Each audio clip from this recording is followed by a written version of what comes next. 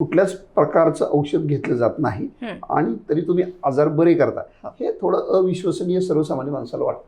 अगदी तुम्ही थोडंसं अगदी सोप्या शब्दात कसं सांगा? नक्की. आता जसं तुम्ही म्हणला ना की औषधं घेतो आपण, मला बरं वाटत नाही म्हणून मी औषध घेते. आता औषध घेते म्हणजे मी काय करते? मी शरीराला मदत करते. बरोबर. शरीर काहीतरी करू नाही शकत आहे, काहीतरी केमिकल त्याला प्रोड्यूस नाही करता येते, बनवता येत नाहीये, म्हणून मी वर्ण केमिकल घेते. ते गोळीच्या माध्यमातून, इंजेक्शनच्या कशाच्याही माध्यमात ते जातं आतमध्ये आणि त्यातनं आवश्यक ते केमिकल शरीर घेतं आणि पुरवतं.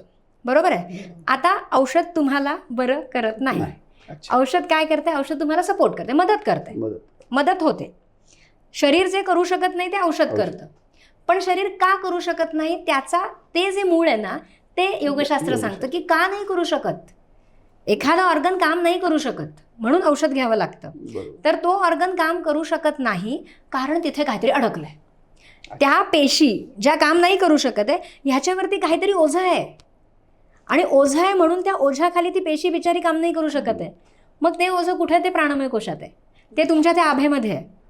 आणि ते ओझं जेव्हा आम्ही काढतो ना तेव्हा ती पेशी मोकळा श्वास घेते, मग तुमचा तो ऑर्गन काम करायला लागतो.